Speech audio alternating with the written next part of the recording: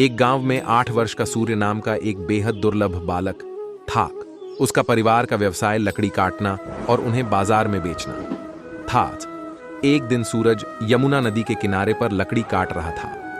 एक पेड़ की सूखी टहनी यमुना नदी की ओर झुकी हुई थी। सूरज की खास बात यह थी कि वह कभी भी हरी भरी टहनी को नहीं काटता था। उसने देखा कि जो टहनी यमुना नदी की ओर झुकी हुई है वह बिल्कुल सूखी हुए है। उसने कुल्हाड़ी लेकर उसे काटने के बारे में सोचा।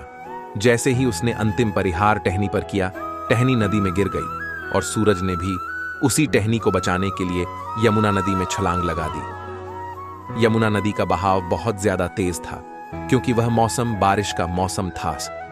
सूरज काफी देर तक नदी से बाहर निकलने के लिए प्रयास करता रहा, परंतु उस धारा में खुद को बहने से ना रोक सका।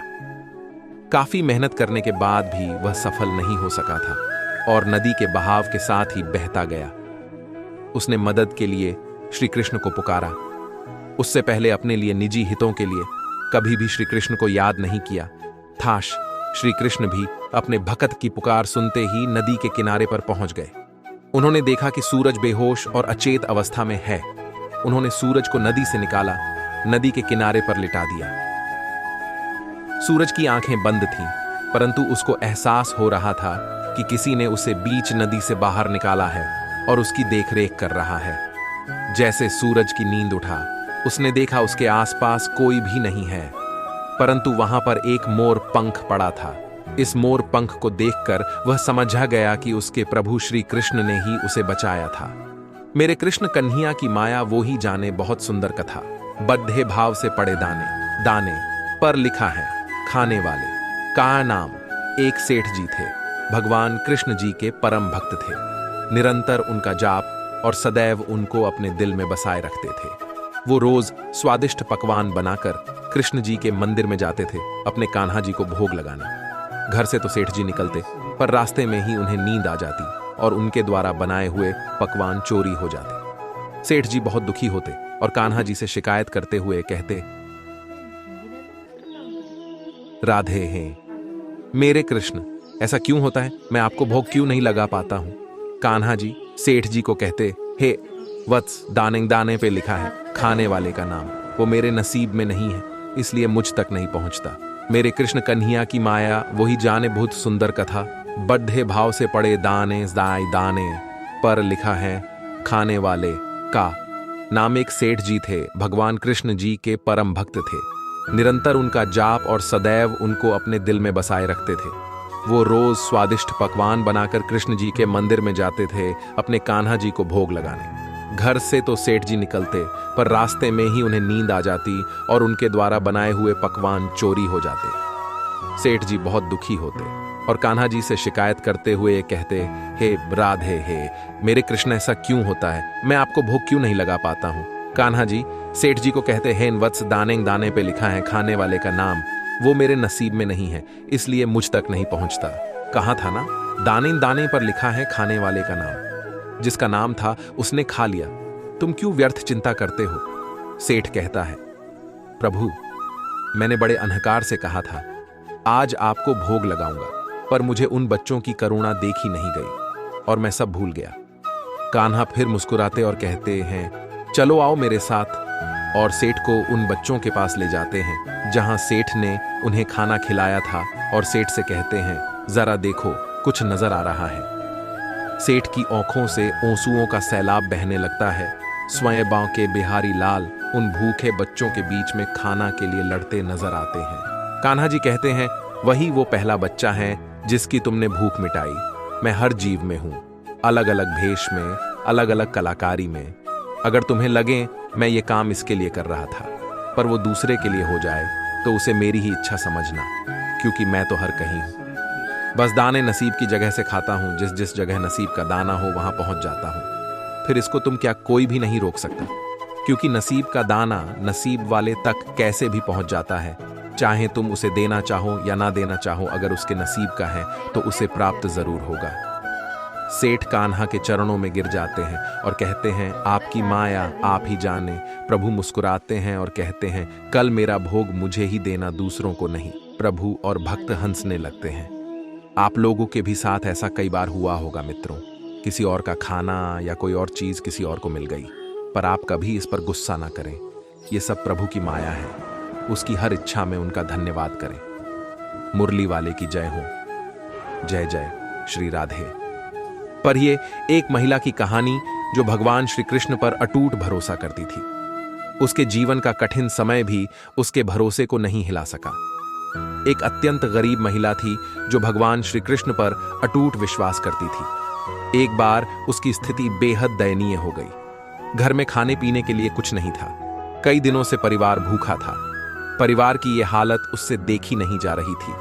फिर एक दिन उसने अपनी व्यथा रेडियो के माध्यम से भगवान श्री कृष्ण तक पहुंचाई और उनसे मदद करने की विनती की। रेडियो का वो प्रसारण एक घमंडी नास्तिक और अहंकारी उद्योगपति ने सुना और उसने सोचा कि क्यों न इस महिला के साथ कुछ ऐसा मजाक किया जाए कि उसकी श्री कृष्ण के प्रति आस्था ही डगमगा जाए। उसने अपने सेक्रेटरी को कहा कि ढेर सारा खाना और महीने भर का राशन उस महिला के घर पर देकर आओ, और जब वो महिला पूछे कि ये किसने भेजा है तो कह देना कि शैतान ने भेजा है।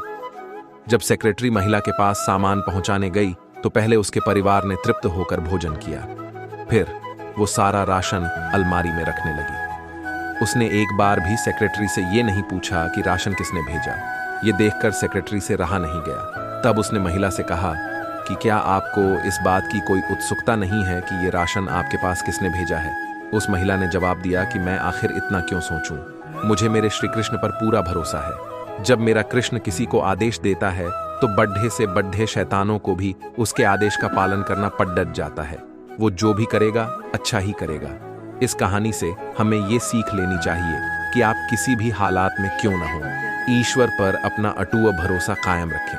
आपके जीवन में जो कुछ भी आपको मिला है वो आपके ही कर्मों का नतीजा है, लेकिन जब भी आपको उस ईश्वर की जरूरत होगी और उसे दिल से याद करेंगे तो वो आपकी मदद किसी न किसी रूप में जरूर करेंगे। T20 वर्ल्ड कप में सेमीफाइनल मैच में भारत इंग्लैंड के हाथों हार गया। इस पर तमाम भारतीय क्रिकेट प्रेमी टीम को कोस रहे हैं और अपनी भड़ास निकाल रहे हैं। ऐसे में भगवान कृष्ण का जीवन चरित्र सहज ही याद हो आता है। मथुरा की एक कैद में माता देवकी के गर्भ से जन्मे कृष्ण ने अपने आचरण से मानव जाति के सामने कई ऐसे उदाहरण रखे जो जीने की राह दिखाते हैं। ऐसा ही एक उदाहरण है उनके रणछोड़ बनने का। जी हाँ, एक बार कृष्ण भी युद्ध को बीच में ही छोड़कर मैदान से भाग गए थे, फिर भी शत्रु का वध हुआ और हजारों निर्दोष नागरिकों की सुरक्षा हुई। यह है कृष्ण के रणछोड़ बनने की कहानी। भगवान श्री कृष्ण का जन्म कंस का वध कर समस्त पृथ्वी लोक को उसके अत्याचारों से मुक्त कराने हेतु हुआ था। किशोरावस्था में ही वह गोकुल से मथुरा आ गए तथा दुष्ट कंस का वध किया। कंस की मृत्यु से दुखी उसके श्वसुर जरासंध ने एक विशाल सेना लेकर मथुरा पर आक्रमण कर दिया। इस आक्रमण में उसके साथ शिशुपाल और कालयवन जैसे शक्तिशाली राजा भी शामिल थे। जल्दी ही सेना मथुरा जा पहुंची और मथुरा की राजसभा में कृष्ण तथा बलराम को सेना को सौंपने का संदेश भेजा गया। इस युद्ध को टालने तथा मथुरा के निर्दोष नागरिकों को बचाने के लिए कृष्ण ने रातों रात वहां से सैकड़ों किलोमीटर दूर समुद्र में एक नई नगरी द्वारिका का निर्माण करवाया। अपनी माया से उन्होंने समस्त नागरिकों, उनके पशुओं तथा संपत्ति को नींद में ही नई नगरी में पहुंचा दिया। अगले दिन सूर्योदय के समय कृष्ण तथा बलराम जरासंध की सेना के सामने जा पहुंचे और उसे लड़ने के लिए चुनौती दी। जैसे ही जरासंध और दूसरे राजाओं ने कृष्ण को मारने के लिए शस्त्र उठाए, दोनों भाई भागने लगे। उन भाइयों के पीछे जरासंध तथा कालयवन जैसे राजा भी भागने लगे। कुछ ही देर में दोनों भाई बहुत आगे निकल गए और उनके पीछे केवल मात्र कालयवन रह गया। उसे देवताओं ने वरदान दिया था कि उसकी हत्या किसी अस्त्र या शस्त्र से नहीं होगी। ऐसे में वह निर्भीक था और लगातार कृष्ण का पीछा करते करते एक गुफा में जा पहुंचा। गुफा में राजा मुचुकुंद सो रहे थे, जिन्हें इंद्रदेव ने वरदान दिया था कि जो भी उन्हें उठाएगा वह उनके देखते ही जलकर भस्म हो जाएगा। वहां पहुंचकर कृष्ण ने सोए हुए मुचुकुंद पर अपना पीतांबर डाल दिया और स्वयं छिप गए। कालयवन भी वहां जा पहुंचा और सोए हुए राजा मुचुकुंद पर पीतांबर देख उन्हें ही कृष्ण समझ बैठा। उसने मुचुकुंद को उठाने के लिए लात मारी, जिसके कारण उनकी निद्रा खुल गई और उनके देखते ही कालयवन वहीं पर जलकर भस्म हो गया। तत्पश्चात कृष्ण ने राजा मुचुकुंद को अपने चतुर्भुज स्वरूप में दर्शन दिए और उन्हें मोक्ष पाने का वरदान दिया। वहीं दूसरी ओर जरासंध और बाकी राजा पूरी तरह से खाली मथुरा देखकर वापस लौट गए। युद्ध से भागकर कृष्ण ने रखा। देवताओं के वरदान का मान कृष्ण चाहते तो स्वयं भी काल यवन और अन्य अधर्मी राजाओं का वध कर सकते थे, परंतु देवताओं के दिए वरदान का मान रखने के लिए ही उन्होंने काल यवन को राजा मुचुकुंद के हाथों मरवाया। इसी तरह बाद में जरासंध का वध पांडुपुत्र भीम के हाथों करवाकर भूधरा का भार कम किया। इस तरह कृष्ण ने दिया दुनिया को उदाहरण।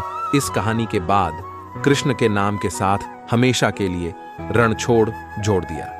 कृष्ण की इस कहानी से सीख मिलती है कि अनावश्यक ताकत का प्रदर्शन नहीं कर बुद्धिबल से काम लेना चाहिए। इस तरह हम अपनी शक्ति को खर्च होने से रोक सकते हैं और बड़े से बड़े संकट का भी सामना कर सकते हैं। आपको कैसी लगी ये ज्ञान की वीडियो? क्या आपको इसमें से कोई कहानी पता थी?